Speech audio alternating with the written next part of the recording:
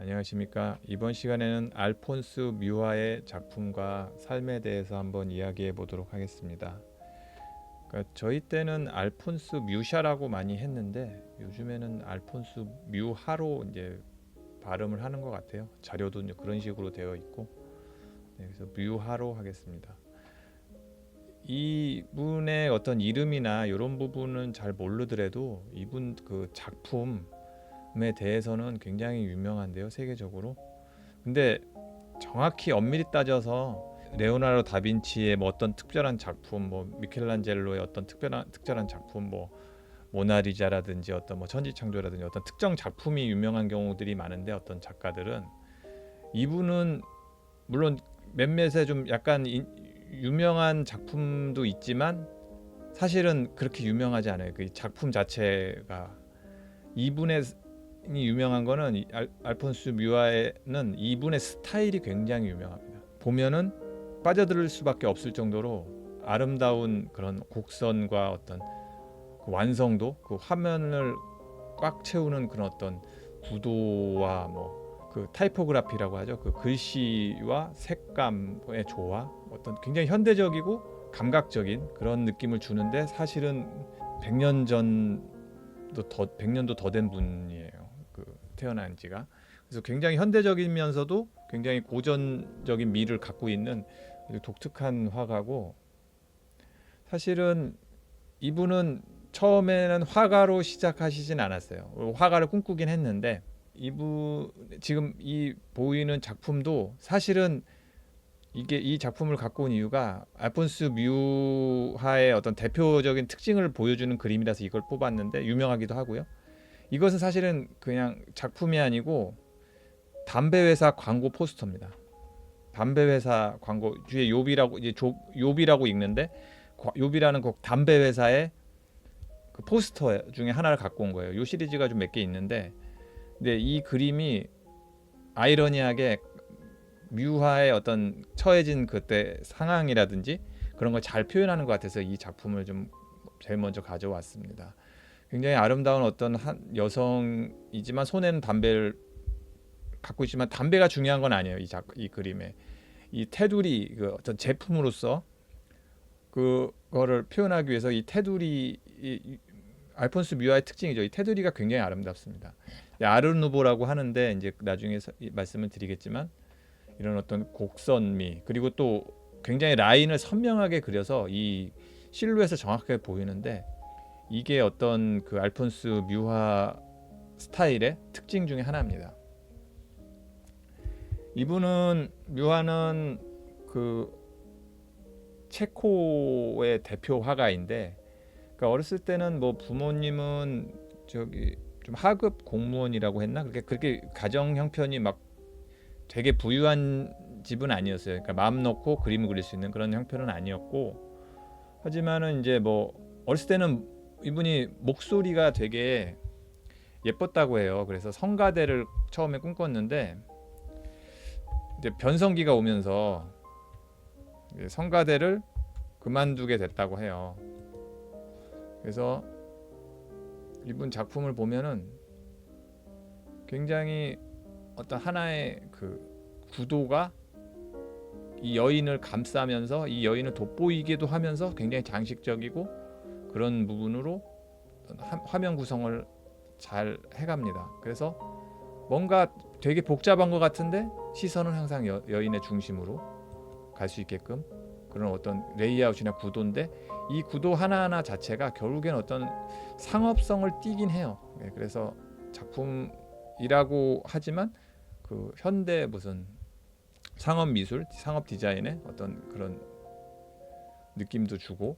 근데 이분입니다. 생긴 것도 굉장히 그 저희가 항상 상상하는 그런 예술가의 어떤 모습인 것 같아요. 저는 눈빛도 되게 강렬하고. 그래서 이분의 그 작품을 보면서 저는 사실은 옛날에 알기는 막 되게 천재인 줄 알았어요.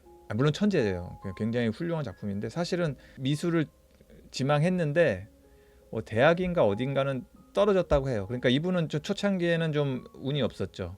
그러니까 성가대를 꿈꿨지만 변성기가 오면서 목소리가 상해서 성가대를 그만두게 됐고, 미술을 이제 뒤늦게 이제 이분이 그 엄격한 기독교 집안 뭐 이런 식이라서 그 어떤 제가 봤을 때는 어렸을 때는 약간 그 이콘이나 그런 어떤 성화 이런 거에도 많이 보면서 그림을 많이 따라 그리고 화가를 꿈꿨는데 그러니까 실제 아카데믹한 그림 교육을 받은 지가 별로 없었기 때문에 조금 그러니까 실력이 그 당시 그 다른 그 친구들에 비해 그 정규 교육을 재능은 뛰어났지만 못 받아서 그 화가를 지망했지만 떨어져서 이제 못 하고 있는데 뭐 이렇게 이 사람의 재능이 워낙 뛰어났기 때문에 재능이 아까워서 후원자가 생긴 거예요. 그래서 뭐 파리로 가서 뭐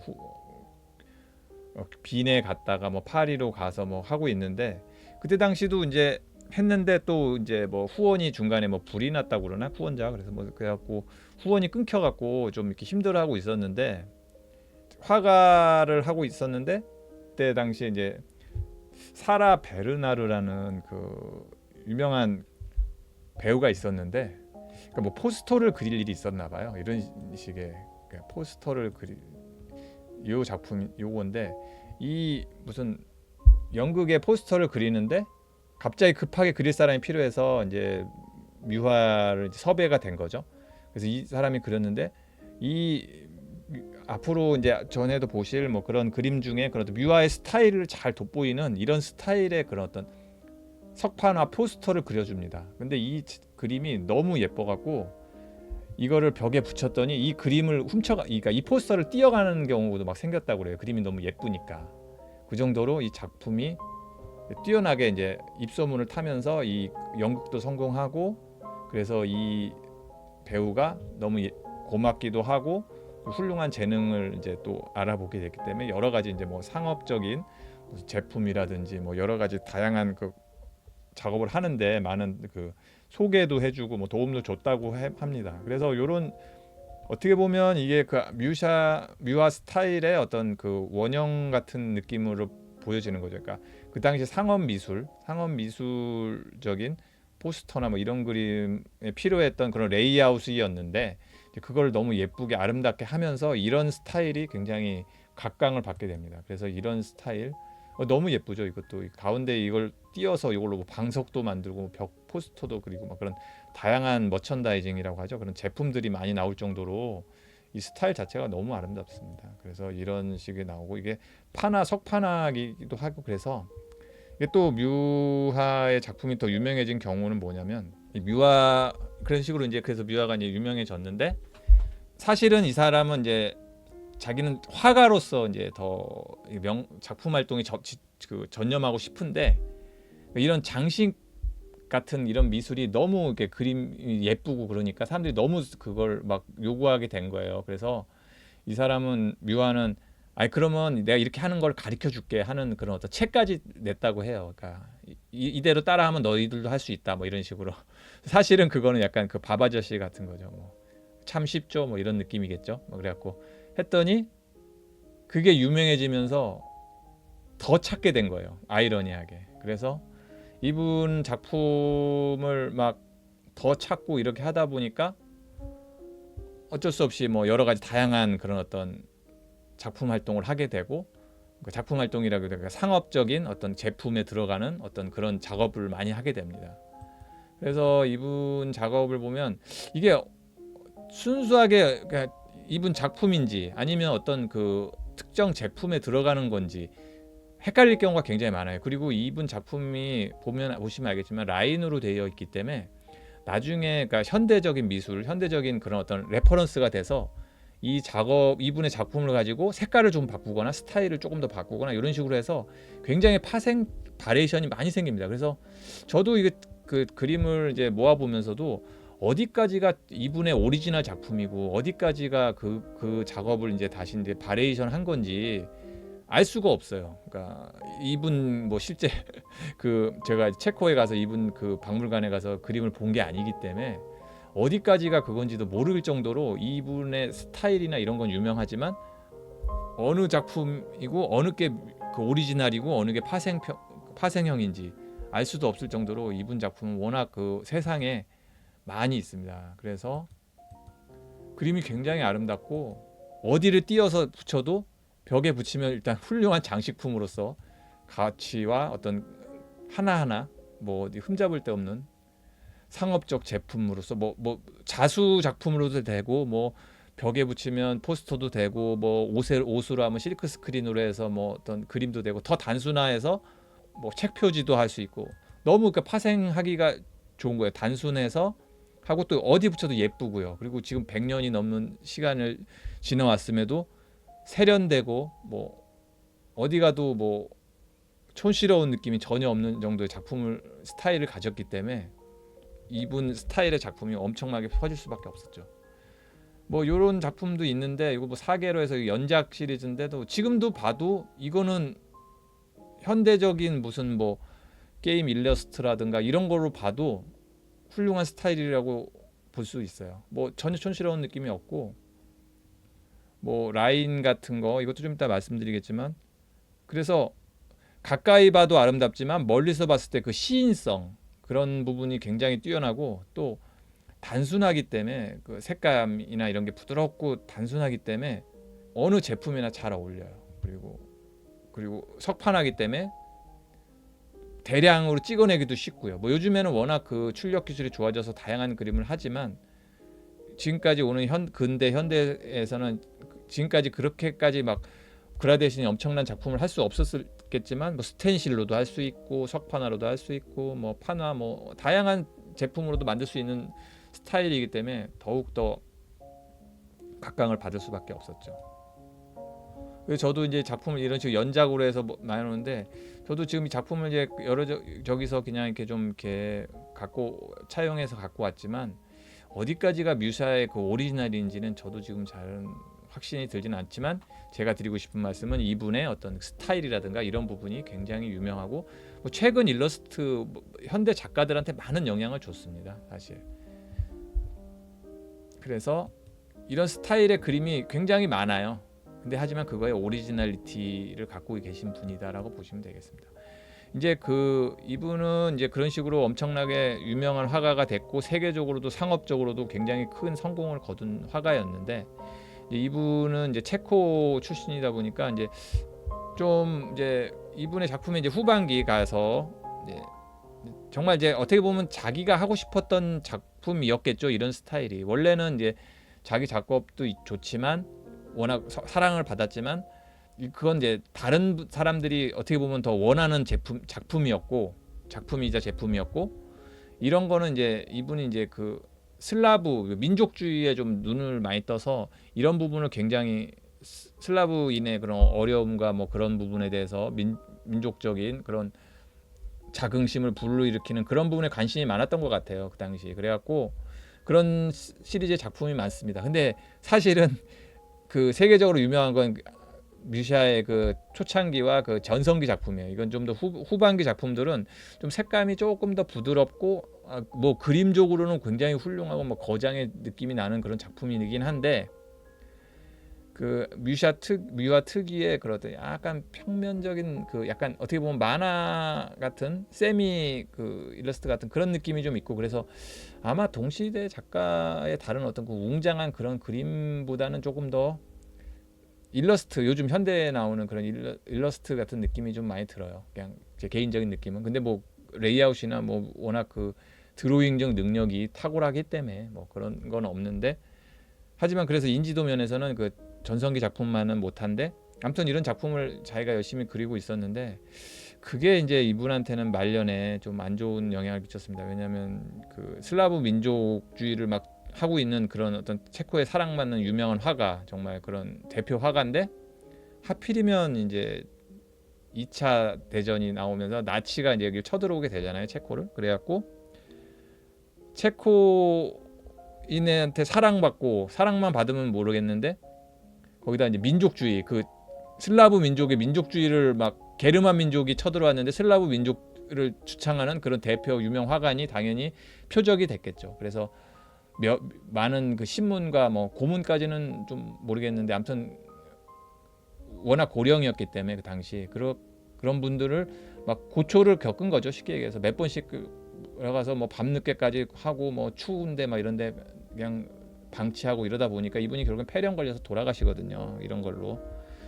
그래서 너무 많은 인기와 이런 어떤 그 민족적 자긍심을 일으키려고 했던 이런 부분이 오히려 이분한테는 말년에 좀 좋지 않은 게 결과가 있었는데, 작품으로서는 좋은 작품이라고 해서 이런 그 어떤 성당의 이런 그런 스테인글라스 작품도 하고 막 그랬습니다. 그래서 보면 이게 굉장히 뮤샤 특유의 그 라인으로 하는 뭐 그런 작품이긴 하고 아름다운 작품이에요. 하지만 이제 스타일은 아무래도 그 전성기 시절 어떤 상업 미술 제품으로 했던 그런 포스터 같은 그런 게 가장 인지도 있는 작품이죠. 요거는 이제 자세히 보면 느낄 수 있는데, 얼핏 보면 이제 다른 작가 뭐 클림트라든가 뭐 그런 작가의 느낌도 많이 나요. 그래서 이런 작품도 있다라는 걸 보여드렸고, 사실 이게 이런 걸 하면서 약간 이게 조심스럽긴 한데, 그러니까 그 당시 그러니까 이 뮤화가 이제 아르누보를 대표하는 화가거든요. 아르누보란 게 뭐냐면은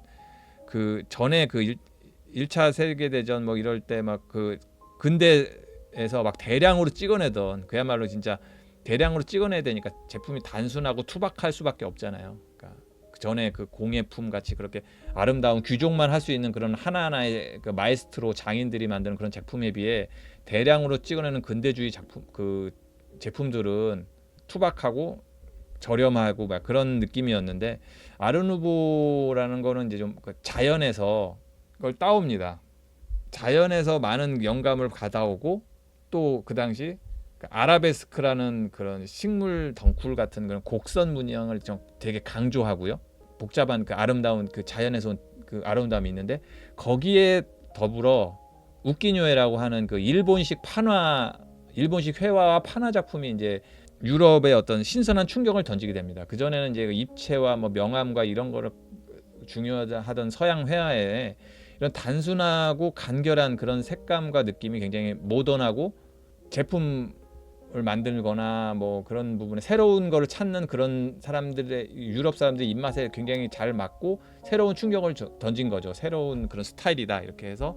그래서 이런 스타일이 굉장히 아르누보적인 특징인데, 그 특징의 대표적인 이제 그런 게 이제 알폰스 뮤샤죠. 근데 제가 그래서 뭐 이 일본의 어떤 우키뇨에를 표절했다, 뭐 일본 스타일을 표절했다 이런 내용이 아니고, 오히려 역사적으로 보면 처음에는 이런 일본 작품이 많이 이제 그 서양 작품들의 영향을 준 건 사실이에요. 근대 회화에 보시면 뭐 이런 식으로 일본 특유의 회화의 느낌이 있지만, 제가 드리고 싶은 말씀은 작품이 표절이 아니에요. 표절이 아니고 어떤 그런 스타일의 영향을 받은 건 확실하고, 이건 모두가 인정하는 부분인데, 오히려 이 알폰스 뮤하는 그냥 표절 그 어떤 영향을 받은 걸로 끝나는 게 아니고, 이분만의 스타일을 만들어서, 사실은 이분이 뭐 아르누보의 창시자 이건 아니거든요. 근데 이분 스타일이 워낙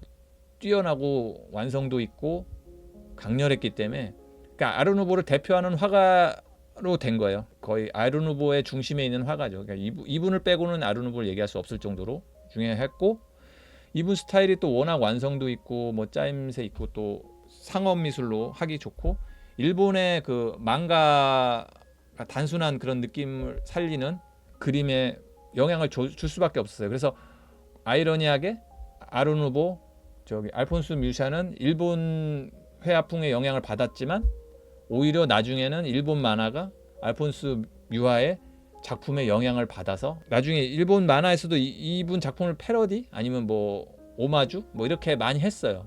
그 정도로 이분 작품이 어떤 단순히 미술사뿐만 아니라 뭐 만화, 뭐 상업 미술 분에 많은 영향을 끼친 그런 작품의 원형을 갖고 있는 그런 화가입니다. 그래서 오늘은 아르누보를 대표하는 알폰스 뮤화의 그런 작품 중에 하나를 가져왔고요. 이 이름을 뭐 그냥 담배 요비라고 하는 그 담배 회사인지 뭐 제품인지 모르겠는데, 그 표지를 가져왔는데, 가장 알폰스 뮤화의 어떤 그 특징과 그분이 지금 왜 이렇게 이런 작품을 했는지에 대한 거를 잘 보여주는 특징을 갖고 있는 작품이라서, 스타일과 그분의 삶과 그분의 처해진 상황을 잘 표현한 작품이라서 이 그림을 가져왔습니다. 감사합니다.